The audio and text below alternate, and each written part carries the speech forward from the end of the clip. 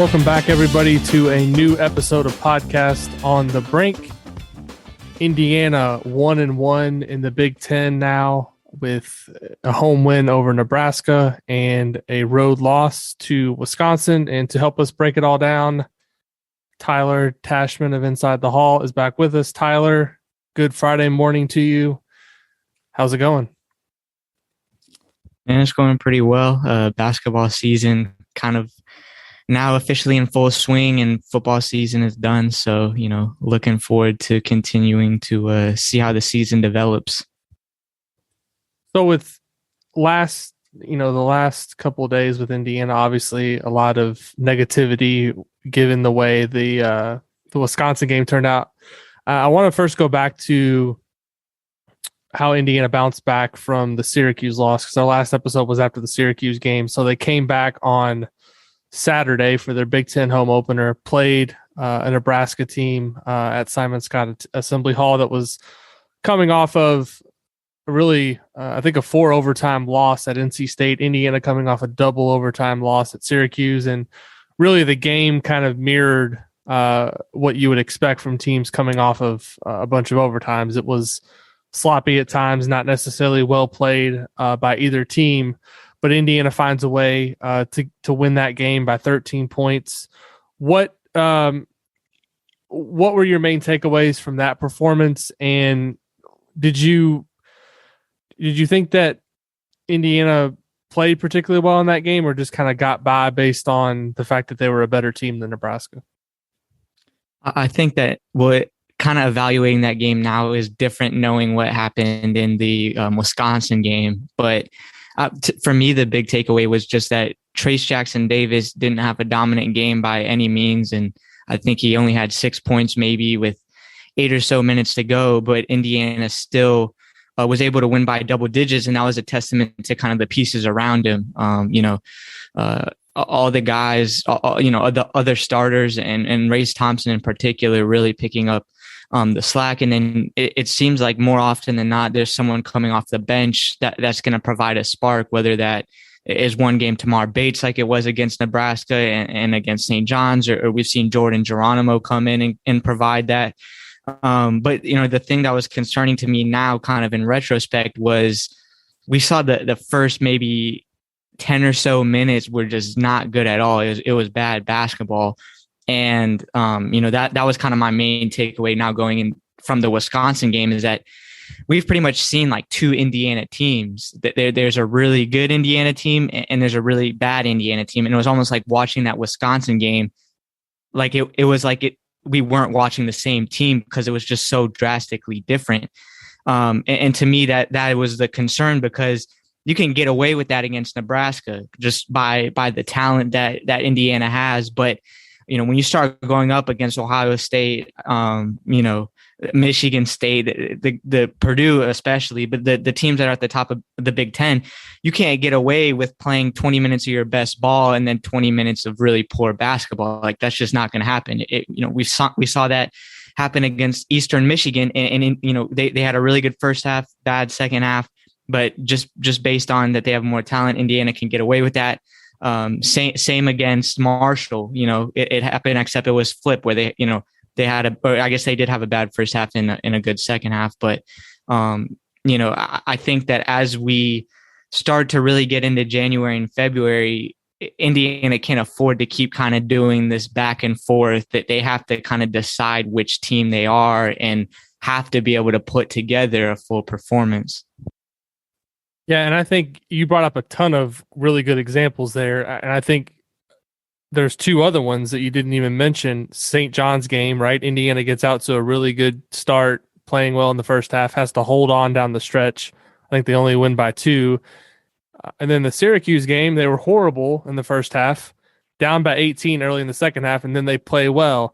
And so I agree with you right now. The big concern with this team is there's a lot of good when things are going well, but when things kind of tighten up, or I don't think anyone expected in the Wisconsin game that Indiana was just going to put the pedal on the gas and blow them away in the second half and not make it a game at all. But I figured that Indiana was going to at least be able to weather the run. But the Nebraska game, they were able to because they were the more talented team. As you mentioned, going against better competition moving forward, that may not always be the case. What are you seeing kind of up close that is most disturbing in terms of why these lapses are happening? To me, Trace Jackson Davis hasn't been great the last two games. He wasn't great against Nebraska. He wasn't great against Wisconsin. I don't necessarily think that you can expect him to be, 25 points and 12 rebounds every game, especially when Big Ten play is in full swing. I mean, he's not going to be able to do that. And so it kind of falls on the complementary pieces around him. And really, the only guy that I've seen that's been pretty consistent game in and game out is Race Thompson. Other than that, you look at Miller Kopp, you look at Parker Stewart, you look at Xavier Johnson. Like Miller Kopp is capable of going out like he did the other night at Wisconsin and having a really good first half and then disappears for the second half. He didn't score at all against Nebraska. Parker Stewart played really well the first half against Wisconsin. Disappears in the second half, doesn't make a three-pointer.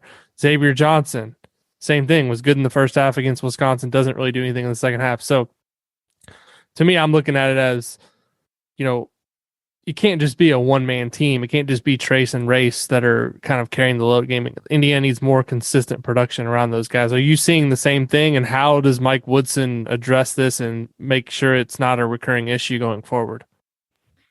I think the big thing for me in the Wisconsin game, and I know this has been pointed out before, but just that Trace can't afford to only take 4 shots, I think it was in the second half, that there has to be a more concerted effort to get him the ball. And I think we've seen, especially with Nebraska too, is that the Big Ten teams are kind of figuring out how to guard him. And especially with Nebraska, what I really noticed was that they weren't committing to double teaming him immediately. So what they do is they're going to single cover him, and then a guard on the wing is maybe going to pop in and out. So they don't know so Trace doesn't know where the when or if a double is coming, but he has someone kind of checking in and out of him. Which makes it hard to be, decisive. And I think that might be something where if he has single coverage and he realizes he just got to go immediately, he can't sit around and wait to see if someone's going to come. So I think that's one thing, is just getting him the ball more often, especially that was the case in the second half. But yeah, I mean, I think also too, to me, it seemed like in the second half against Wisconsin, for the first time all season, like it just looked like Indiana was uninspired. I think that's been something that a lot of people have noticed since Mike Woodson has taken over, is that Indiana kind of has a toughness, a swagger, an energy that they haven't had the past couple of seasons. And, that's really been evident to me. But I think in the second half of the Wisconsin game, it just seemed like all their energy was kind of like zapped out, and they just didn't have an answer to anything. They just were out gritted and out hustled and just didn't have as much energy. So, I think it's maybe just that consistent effort and that consistent focus. I feel like a lot of it at this point might just be mental, because it's obvious that they can make the plays and all the physical abilities are there, but it's just like, can you mentally sustain that intensity and that focus for the entire 40 minutes? Homefield produces the world's most comfortable, premium licensed collegiate apparel out of its headquarters in Indianapolis. Run by IU grads, Homefield studies Indiana's history to come up with the most unique apparel designs available for Hoosier fans anywhere. Our current favorite at Podcast on the Brink is the 1987 National Champs t-shirt commemorating IU's last national championship at the Superdome in New Orleans. And it's not just Indiana apparel available at Homefield. They're constantly adding new schools to the over 120 currently available at homefieldapparel.com. With the holidays just around the corner, now is the time to beat the rush, and Podcast on the Brink listeners can save 15% off of your first purchase at Homefield. Use the code BRINK15 at checkout to save 15% off of your first purchase at homefieldapparel.com. Xavier Johnson's obviously been a guy that's been discussed a lot in the aftermath of the Wisconsin game, and I don't think there's any question that in terms of best option at point guard, he is Indiana's best option, despite the fact that he only went 4 of 16 in that game, went 2 of 6 from the free throw line, scores 10 points, but 7 rebounds, 7 assists. like those are good stats, but like in the second half, what did he contribute to the game in terms of winning? I would argue not a lot. I mean, is this a matter of just Xavier Johnson being like who he is as a player? Like, I think like people are searching for answers, and one thing I keep coming back to and wondering to myself is are Indiana's guards just kind of who they are at this point, and they're gonna have to like ride the ups and downs, or do you feel like there's any chance that these guys are going to be able to play with more consistency? Because I've watched Rob Finney play now. This is the fourth season. Like there's times when he does some really good things, but for the most part, he's just doesn't consistently play at a high enough level to play him more minutes than what he's playing right now. And like Christian Lander, the last two games has completely disappeared, like hasn't played at all. I don't know if there's something going on in terms of his health or if they've just chosen not to play him, but I'm just kind of wondering, like, we're talking about like being more consistent and it's mental. Like, well, at what point do we just say like this is who Indiana's players are in terms of the guards, and like this is what we're gonna have to, in terms of the team, this is kind of how it's going to be, and there's just going to be ups and downs regardless of what you try to talk to a player about or what you try to instill in them in terms of their mentality. Sometimes you're limited too, but just based on your talent and your overall capabilities of what you can do on a game-to-game basis. Yeah, I think Xavier Johnson's high school coach summed it up the best, and he said he's a Ferrari with no brakes, and I feel like that's pretty accurate to what we've seen so far. And the big thing for him, in my opinion, is that, well, first is that he has an elusiveness that Indiana hasn't had at point guard probably since Yogi Ferrell. So he kind of has that innate ability to that you can hand him the ball and he can just drive past people. He just has that explosiveness. But I think that the thing for him is trying to make less of the home run plays, trying to make less of the, well, this is a high risk, high reward type play. I think it needs to be, you just need to make the simple plays. And if he just trusts his athleticism and his physical abilities, that he doesn't need to try to make any crazy plays or try to put the team on his back. So I think it's more just about, for him, making the simple plays, and for him making a simple play is going to be a good play, because he can make things happen with his athleticism. And he certainly took a lot of heat after the Wisconsin game you can't shoot 1 for 10 from the field in the second half. That just can't happen. But credit to him is that after the game, he took responsibility for the loss. He shouldered a majority of the outcome. But I think, like I said, it's just about him being able to make better decisions. And I'll also add, like I said, he took some criticism, but Indiana's offense wasn't much better when he wasn't on the floor in the second half. I mean, it was pretty stagnant whether he was on or off the floor. So I don't fault him for when he comes in, maybe the last 8 minutes after Rob Finney was in there and nothing was, I think Michael Durr was really the only one doing anything on offense, it seemed like. But I don't fault him for trying to make things happen. Yes, I think that Trace should have gotten the ball a lot more, but Parker Stewart disappeared, Miller Kopp disappeared. I don't really think there was any other options. It seemed like that Xavier Johnson, it wasn't like he wasn't trying to get the ball to other guys. I just think nothing was working. And the only option it seemed like was for him to try to make a play. Now, would you have liked some of those shots to be better looks? Absolutely. But I don't fault him for at least trying to make something happen, because it seemed like otherwise Indiana was just kind of tossing the ball around the perimeter and nothing was happening. So yes, he needs to be more conscious of what, the shot selection and decision making, but I don't fault him for at least, making an effort to try to create something. So, I think that that's kind of an important point just to kind of take a perspective back on, because certainly he's taken some criticism after the game. This was also the first time where I feel like fans were kind of questioning Mike Woodson's coaching. Like for the, like everything to this point has been positive for the most part. I mean, they won the 2 games down in the Bahamas. They won the secret scrimmage, which nobody saw. But like leading up to this game, there wasn't. I don't really look at any other moment through the first 8 games where people were saying, well, he should have done this or he should have done that. But like I noticed like a lot of comments and different things like that where people were saying, well, you should have done X, Y, and Z.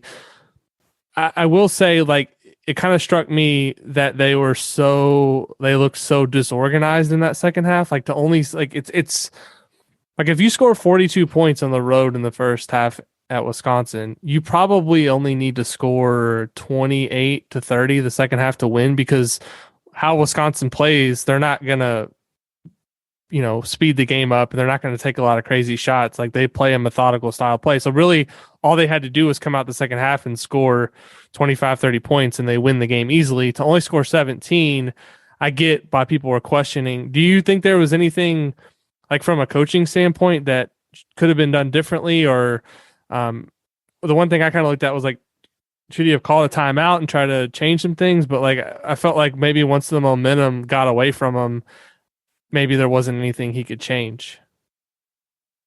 The thing that stuck out to me was after the game. He was asked about when Xavier Johnson and Rob Finney were kind of struggling in the second half. He was asked if he considered going to Christian Lander, and he pretty much said that was never in his mind. That was not anything he considered. And to me, that was a little bit head scratching. Not because I think Rob Finney and Xavier Johnson are better options, but I don't think that it's great to just rule out the possibility of giving Christian Lander a chance. I think you need to give him a chance to continue to, give him a chance to prove what he can do. And, it was kind of an interesting storyline entering the season. It seemed like Mike Woodson would be willing to play Rob Finney and Christian Lander next to each other, maybe play Rob Finney and Xavier Johnson together. But, up to this point in the season, it's become pretty obvious that Mike Woodson isn't comfortable playing 3 point guards. It seems like he's going to just stick with 2.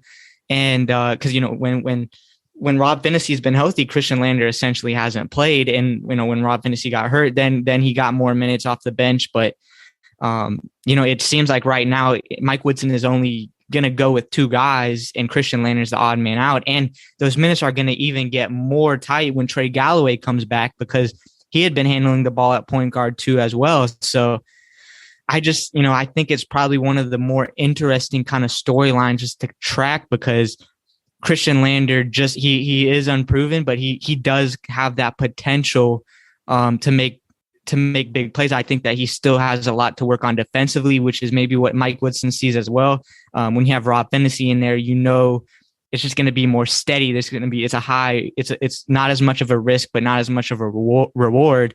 Xavier Johnson, kind of the polar opposite. And I think Christian Lander kind of leans more towards the higher risk, higher reward as well. But I don't think that it's necessarily a great thing to totally rule out not playing him, because the more he sits, it's kind of the same thing that happened last year, is that when you just don't get consistent minutes, it's just almost impossible to get into a rhythm at all. So, he's been thrown into some tough situations at Syracuse. I think, he had good moments and bad moments there. He did a great job on the final stretch with the free throws, and he hit a big 3, but then he also fouled Gerard, which led to Syracuse's game-winning free throws. But to me, that was, from a coaching standpoint, that one kind of 1 or 2 sentence comment, that kind of rang up some kind of alarm bells for me, just in the way that has been handled. What did you think of just the total lack of effectiveness of Miller Kopp and Parker Stewart in the second half? Because they literally didn't do anything. And, as much as we want to talk about Rob Finney maybe not doing things when he's on the court, and kind of, he dribbles the ball a lot, like, and nothing happens. We talk about Christian Lander, who had nothing to do with the game because he never got on the court. But looking at the guys that were on the court, Kopp and Stewart play so well in the first half. These are guys that are in their 4th year of playing. They have to be more assertive or able to contribute something in the second half in a game like that if you want to come away with a win. I think the unfortunate thing is that those 2 guys, as good as shooters as they are and as good as they've shot this season, is that they can't create their own shots. They're not just great shot creators. They're relying on other guys to get them looks, whether that's coming off the screens, whether that's someone else drawing a double team or Xavier Johnson making a play off the bounce. And I think that's what we saw in the first half, that Xavier Johnson was really good. He was distributing the ball. He was getting them open looks. And then in the second half, Indiana's point guard play was just kind of non-existent. And Parker Stewart and Miller Kopp just don't have the skill sets right now to get a shot, to create a shot for themselves. That, like I said, they're reliant on someone pulling the defense one way or another and spotting up, or, Miller Kopp has shown ability to hit some pull-ups, but, still, I don't think it's as much of a consistent basis where you can just hand it off to them and he's going to make someone miss and create a shot. So, unfortunately, probably for Indiana, given how inconsistent the point guard plays, I think how those two guys play is just going to be a product of how Indiana's point guards play, which kind of feels like one of the root problems right now, if they can get it, if they can get it figured out or not. So, yeah, I just think the problems right now, the inconsistencies probably revolve pretty heavily around the point guard play. And, if those point guards are playing well, it just opens everything up for, everyone else around them. Because I think you probably can say the same thing about like a guy like Race Thompson, where he can make moves down low, but he's not going to necessarily be able to create his shot, as much as, maybe as Xavier Johnson would. So I think it's just, having someone to be able to create. And that's what Indiana has lacked really recently in the past few seasons. But yeah, I mean, it's just kind of it's an interesting problem, but, I think it's one that Indiana kind of really needs to get figured out.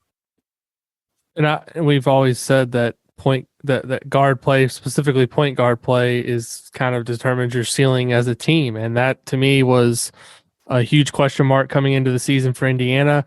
I will say that at 7-2 overall, 1-1 in the Big Ten, I don't think, like, in terms of results wise, anything has happened so far that has really changed my opinion too much one way or the other of where Indiana is. They're about where I expected them to be at this point. I didn't expect them to win at Syracuse. I didn't expect them to win at Wisconsin. And that's largely based on the fact that it's hard to win on the road in college basketball. We saw that on Thursday night. Purdue gets ranked number 1 for the first time in the program history. They go to Rutgers, who was 4-4 and just a not very good team entering that game without Geo Baker, and Purdue still loses that game. So, that was one. I think in the piece that you wrote after the game, Tyler, I think you kind of summed it up well. There's a lot of things to kind of think about and potentially worry about, but nothing that really makes you hit the panic button at this point. Do you kind of share like the same feeling as I do in terms of just where Indiana is as a whole right now, what the record is, where they stand in the Big Ten? Do you still feel like they're in pretty good shape in terms of being on target of where we expected them to be in the preseason? Yeah, I mean, I think they're in a pretty good place overall right now.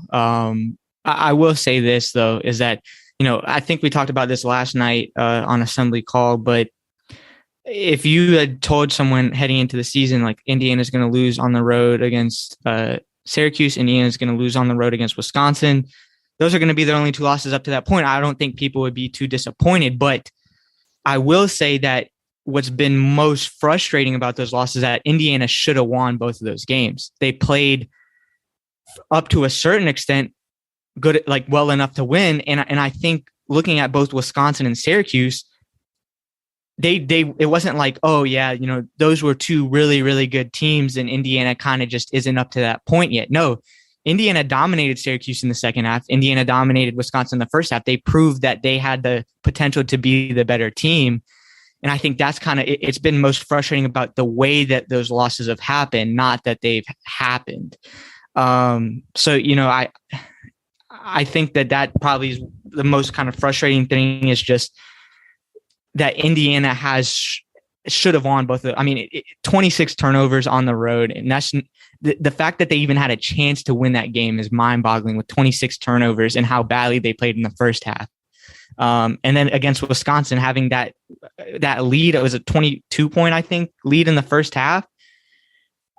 It's just kind of perplexing how good Indiana can look, and just let it slip away. So Yeah, I mean, I think overall they're still in a good place, but um, those two losses, like I said, I think it's just most concerning about the way in which they happen. You know, the fact that Indiana did have a chance to win and should have won, but you know, you could also look at it as they were in a better position than just getting blown out. They competed, so you know, I think you can look at it both ways, but yeah, I mean, overall, you know, like I agree with you, and I think Indiana's still in a very good place to be able to kind of rebound and continue to grow.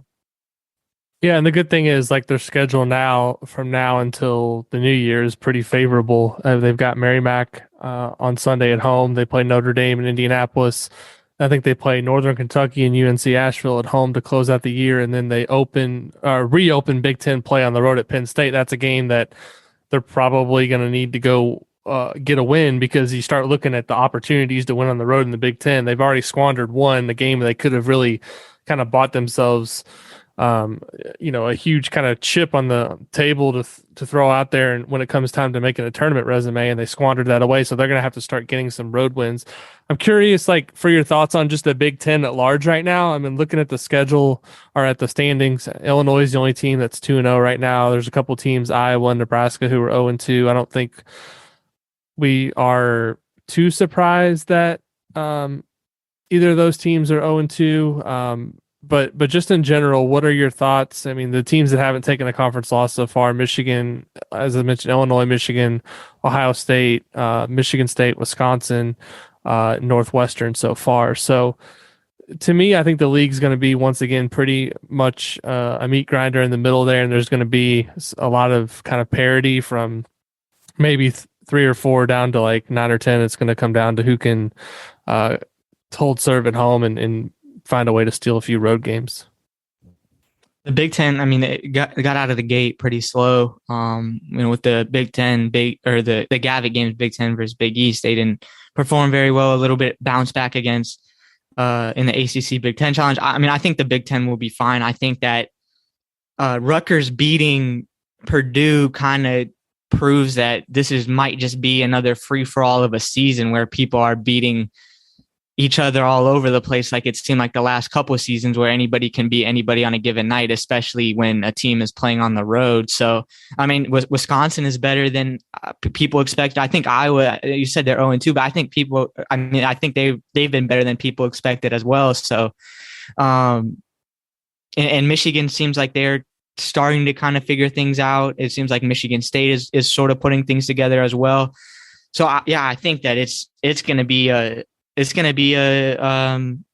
another difficult year, and Maryland kind of is in shambles, I would say, a little bit now, but Northwestern looked pretty good against them. I thought they didn't look bad. Pete Nance looked good. And Northwestern is a team that, unlike a lot of the other programs in the Big Ten, the guys on their team have been playing together for a while, so they kind of have a cohesion and intangible that other teams don't have. So I think that top to bottom, there's not going to be many breaks anytime soon. So it's going to be another thing where this consistency kind of comes up again, that Indiana is going to need to be able to put together multiple games in a row. And that's something last year. I think they won 2 games. Their best winning streak was winning 2 games in a row. And that's not going to be able to cut it this year. They have to be able not only to put together 40 minutes, but also put together 2 games, 3 games, 4 games, be able to build their momentum and sustain it.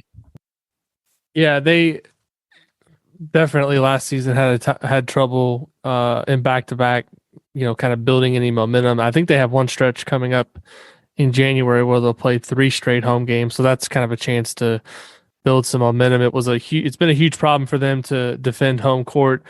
One last thing here before we get you out of here. I mean, after Purdue started 8-0 and ascended to number 1, I think a lot of people thought they were going to just run away with the Big Ten. And now we see the first time they go on the road against a Geo Baker less Rutgers team, they don't win. And so to me, it becomes much more interesting now at the top. I still think Purdue's probably, at least on paper, the best team in the Big Ten. But who else do you see as kind of potential teams that could win the league? I mean, I like Michigan State a lot right now because their defense has been pretty good. They're 8-2. I don't feel like a lot of people are are talking about them. They have a really good chance to get off to a 2-0 start in Big Ten play because they opened at Minnesota and they host Penn State at home, so it's a pretty favorable schedule. And then Ohio State, Michigan, Illinois, they all look pretty good. But do you still, two-part question? Do you still look at Purdue as the favorite to win the Big Ten, and who, like, in terms of like one or two teams that you think could challenge them, who would they be? Yeah, I agree that Purdue is probably on paper still the best team in the Big Ten right now. But I think all the teams you mentioned, just what's going to make the rest of the season so interesting, I think all the teams you mentioned, whether it be Michigan, Michigan State, Illinois, and I mean, you even look at Wisconsin now. I think that entire group can have the opportunity to challenge Purdue. I don't look at it as, oh, well, I think Michigan State has the best chance. I think that entire group kind of has the equal opportunity. Michigan has struggled a little bit early, but they have loads of talent, a lot of young talent, Musa Diabate, Caleb Houston. And you look at Michigan State too, they kind of have a blend of older and younger guys. You look at Illinois, they have Kofi, obviously, but Curbelo has been hurt, and he struggled. I was watching the game against Marquette, I think it was, and he looked all out of sorts. But if they can get those two going, you have Trent Frazier, you have other pieces around them. So I think that kind of maybe group of 5 or 6 teams, like, all have an equal opportunity. I don't look at it as one that has the best chance of challenging Purdue at this point. Tyler, thanks for joining us again on the show. It's always good to talk to you. You've been doing a great job at Inside the Hall, writing stories. Always looking forward. I get the pleasure of reading Tyler's stories before everybody else gets to read them, and they're always well done. Same thing with the work that Grace has been doing this season at Inside the Hall. It's been a lot of fun to work with both of you, and the season is really just kind of getting into full swing now. So we'll get into the kind of a little bit of a lull here in terms of just the schedule, and with finals and things like that coming up, there won't be quite as few games in a short period of time. But once the new year rings in, we'll get back to the grind of the Big Ten schedule, and we'll have it all covered for you here on Podcast on the Brink and Inside the Hall. Thanks, everybody, once again for being here, for listening, for supporting the show. If you enjoy the show, leave us a rating or a review, and we'll be back again next week with another episode of Podcast on the Brink.